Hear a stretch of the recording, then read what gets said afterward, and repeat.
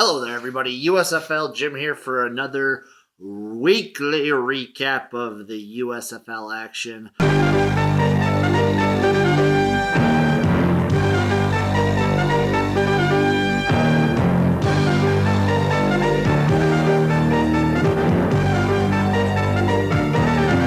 Week 4 is under our belts, and we're at the halfway point, so I feel like the USFL is doing pretty good. Pretty good. Fun games. We had weird arguments between Joel Klatt and Mike Pereira. I'm all for these inner commentator versus ref arguments. I like that. And we even got some mad Todd Haley, which I'm always a big fan of. So week 4 to me encompassed a couple things. We saw small roster issues. We're seeing it with injuries, and we're seeing it at the kicker position, the quarterback position. And I feel like other positions are only going to kind of see things fall in that regard when it comes to small roster sizes for the USFL. And the other thing we noticed were a couple of these games were ref shows. Mike Pereira might be getting a little bit egotistical. I don't know what it is, but he's getting up there. And the other big factor for me from week 4 is Peacock needs to change up its commercial rotation because these commercials are being burned into my brain. I'm here. You don't want to see what it's like when I'm here. Okay? I'm here right now. So get your shit together, Peacock. Game number 1, we had the Philadelphia Stars taking on the Michigan Panthers, with the Stars winning 26-25. This was a very close one. This one and the Gamblers Breakers game was a big turnover fest. This one especially, like Shea Patterson throwing 4, Case Cook is throwing 2.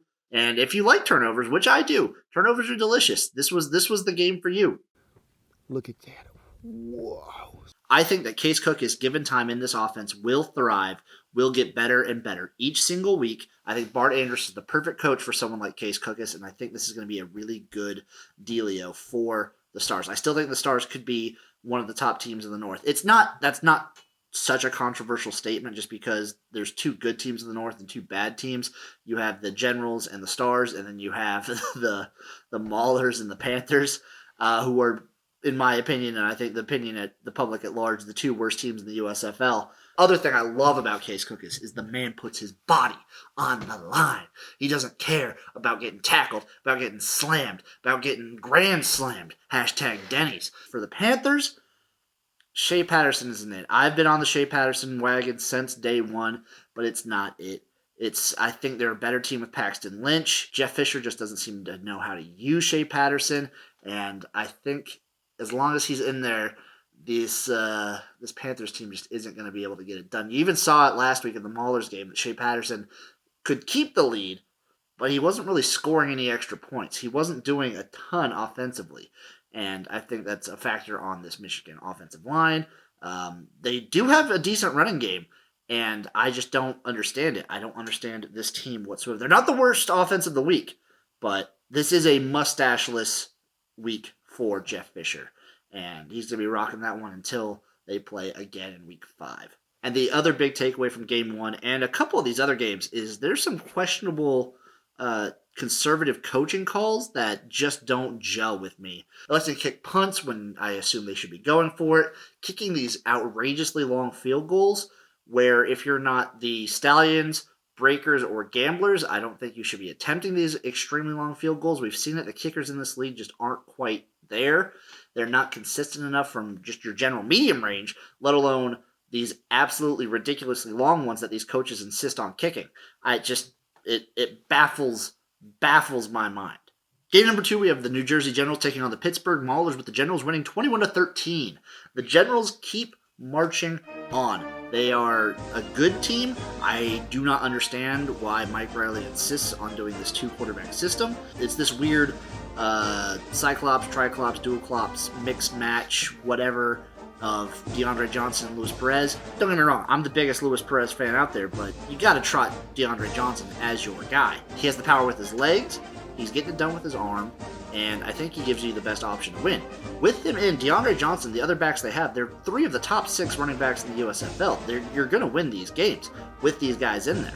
They have a good offensive line. They have a decent enough defense, especially a good run defense, which in the USFL means the world. The other thing I want to address in this league is that it seems that every other week the Maulers have this moral victory where they kind of pump themselves up after a bad loss.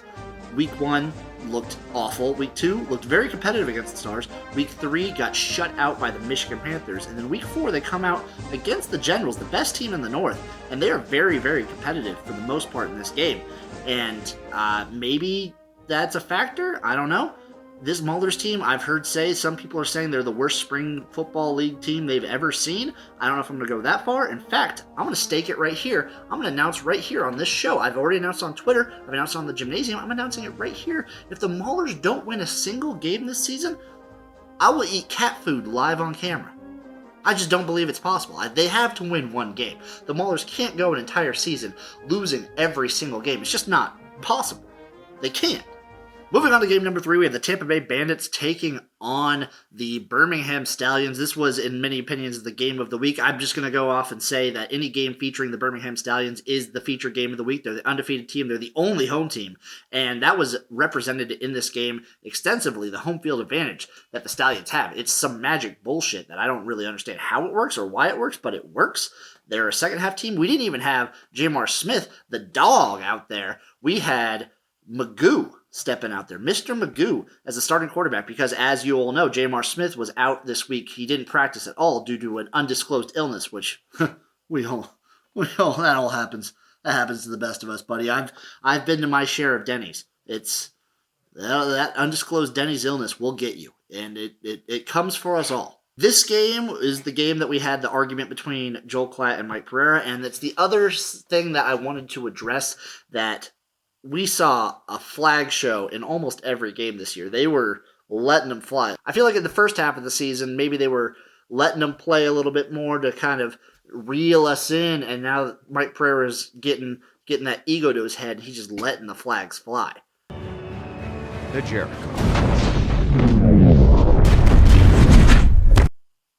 Mike, I want to tell you this right now. You stop it. Stop it, Mike. Stop it. I'm going to go on a limb here and say that the Tampa Bay Bandits, they are doing a weird thing where they're putting it all on Jordan Ta'amu's shoulders. Normally this would be okay, but if you remember Ta'amu's time with the Battlehawks of the XFL in 2020 had one of the strongest rushing games in the entire league.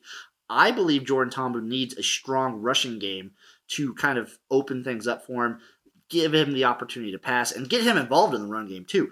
What the Bandits are doing seem to be just putting everything on his shoulders and just kind of hoping his athleticism works out for him. And so far, it did in week 1, and it just really hasn't manifested since then. And Todd Haley is way too quick to just scrap the run game altogether. And in a league like the USFL, you need a dominant run game in order to just compete.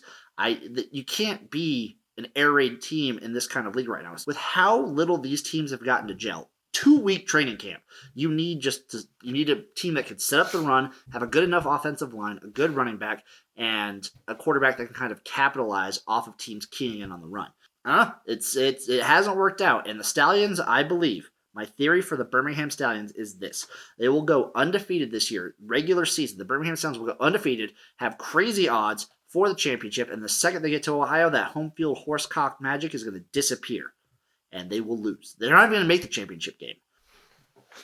I'm staking right now that my USFL Jim's USFL championship game will be the New Orleans Breakers versus the New Jersey Generals in an all-out battle of the North versus the South. One last time, all the marbles, electric boogaloo in Canton, Ohio, and I really, really hope I'm going to be there. Hey, shut the fuck up.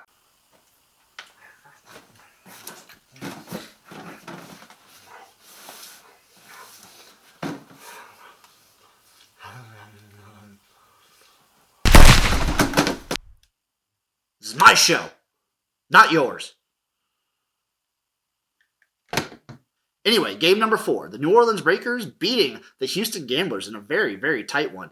And the tightness of this game had more to do with Kyle Sloter's mistakes and the mistakes that the New Orleans Breakers made. And I'm going to give credit to the Houston Gamblers defense.